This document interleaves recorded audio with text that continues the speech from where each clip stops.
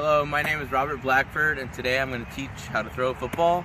I'm going to break it down in a few steps, and I'm going to explain it. We're going to have some zoom-ins on my feet, my hands, my body posture, and we're going to go through the full steps.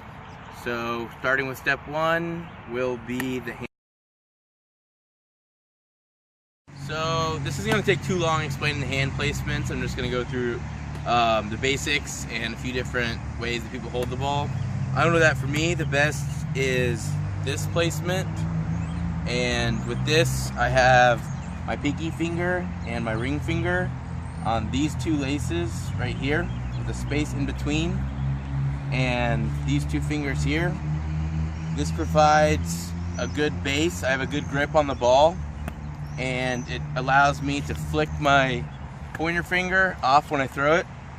I know for people with bigger hands, this grip is often used. The middle finger there, the ring finger there, the pinky there, these three. And also, if people have struggled with their spirals, then they move their hand back, and it allows them to be able to flick their wrists at the end of it to create a spiral if they have a problem with that. So the three, again, are right here with the ring and pinky there, shifting back here. This would be for bigger hands. And finally, for this, it would be smaller hands and for people who struggle with their spiral.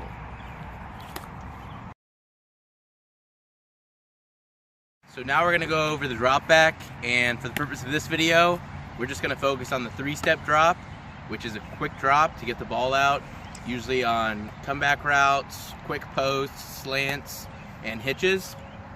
So what we're going to do is I'm going to insinuate that the snap has already taken place and I have the ball here, and since I am right-handed, I throw with my right hand. My right foot is going to lead back, so the first step is going to be here. This step is going to rotate my hips and torso perpendicular to you guys. Next is going to be my left foot, which, since I'm right-handed, it's my left foot. It's going to come over, swing here, get body positions turning back, but I'm going to want to end up here. So the next step is going to be my right foot planting here, and this is going to allow me to turn and eventually throw. So you can pause. The side view of my steps. I'm going to go through it in slow motion a couple times and explain the steps further. So I get the ball, I'm stepping here, I'm coming over here, and my right foot is going to plant here. And it's important to note during this, you want your knees at a slight bounce so you're consistently ready to move or cut or anything you need to do. So it's there, and then this allows you to plant your foot, and we'll go in through the throw later. So one more time, get the ball, right foot, right foot, and then you'll be ready to make your throw. So now we're going to go over what your hands are doing during the drop back. And this is important because you want to keep this consistent so the ball doesn't move around, the ball isn't swatted by defenders, and it's the same thing every time so you're ready to make your throw. So the important thing to note in this is once you get the ball, you want to hold it about shoulder level and chin level right under here, and you don't want to do anything weird. You don't want it too low, you don't want it too high, you don't want to hold it in a weird way. You want it consistent, and some quarterbacks and coaches won't really care about the other hand.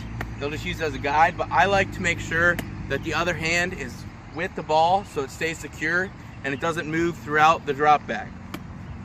So once I have the ball, I'm keeping it here throughout the whole thing, and it's not moving, and then eventually I'll take my hand off of it. This is a side view of my hands. You'll notice when I'm dropping back, they're not moving around, they're not doing much. It's staying here the whole time. So it's here, and it's here. Now you will see a little move because the body's natural movement with the shoulders does move it. But my elbows are locked and my shoulders are locked as well. So we'll go again. And the whole time the ball is ready to be released. So it's not down here. We'll see. If it's down here or up here, we'll see it takes longer. See, then it adds another step. One. Alright, so now we're actually going to be performing the throw, and we're going to go through what goes on. I'm going to do it in slow motion, then I'm going to do it a little faster, and we're going to focus on my feet. So what's going to happen is we know what we're doing with the drop back. 1, 2, 3.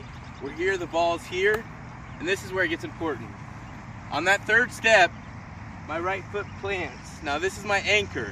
This is what's going to distribute the momentum and weight distribution to move the ball forward at high velocity.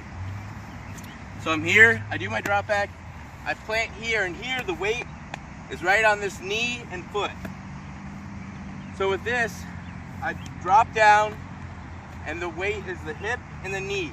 And what this is going to cause my body, I'm going to twist.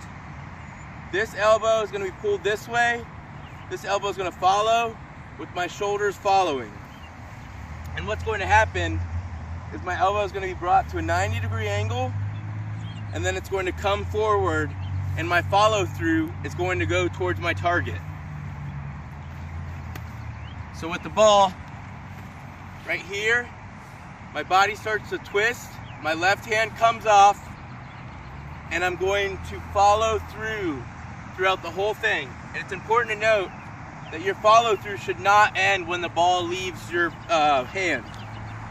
You're here, 1, 2, 3, and you finish towards your target, like you're flicking it, like you're pointing at the target.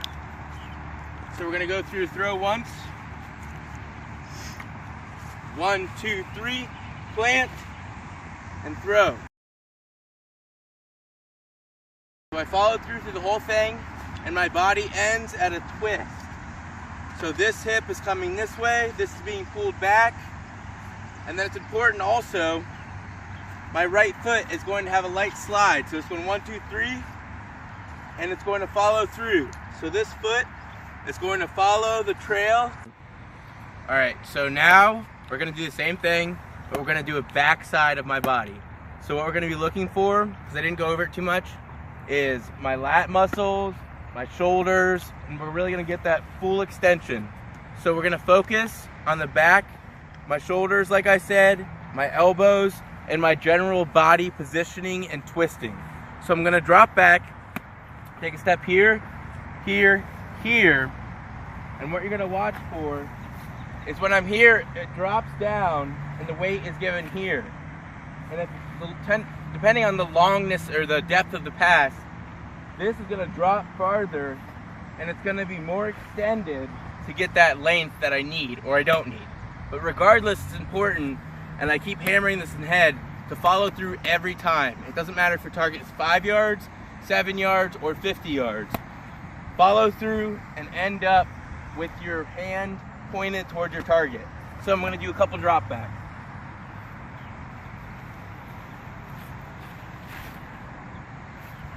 If you notice here, the weight was given here. I've used that to carry the momentum forward. My foot's planted here. It's also powering up. So there's an explosion shooting through my body, and it's going here, but I end up pointing towards my target. So here's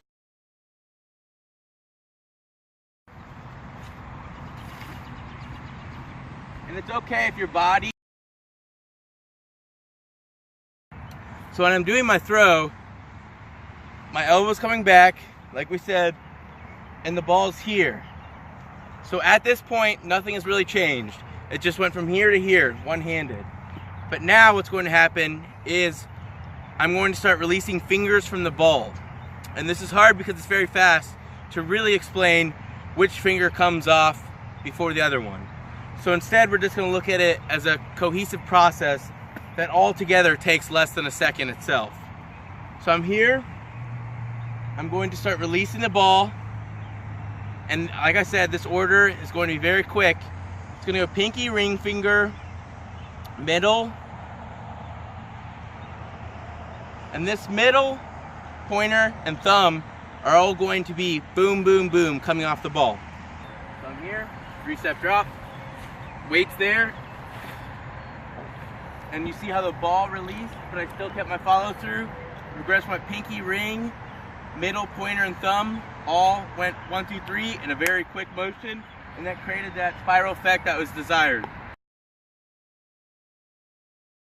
Show you the intended spiral effect with my hands, but this time we're actually going to follow the ball and see if I did it right.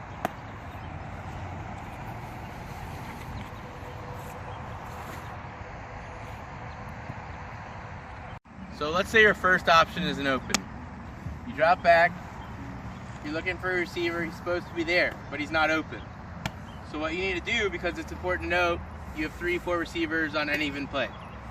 So you're here, what you would do, depending on the direction, let's say he's over here, you open up this hip and you step with your opposite foot to your throwing hand pointed towards that player. You do that, you put the weight back, you shift, and then you finish towards that target. So I'm going to go through quickly what we talked about today. We talked about the 3-step drop with your right foot, your left foot over, and your right foot planting. Remember, this is where the weight's coming from. This is where your strength is coming from. This is where the speed's coming from. This knee and this hip. Once you're at this position, you bring it all forward. This knee comes up. This hip pushes this way. Your body twists, and your elbow at 90-degree angle swings around and finishes following through towards your target. The ball positioning, we talked about keeping it up here the whole time, so it decreases the distance. You need to move it when you're actually making your throw. We talked about bringing the ball forward, pointing the tip of the ball towards your target.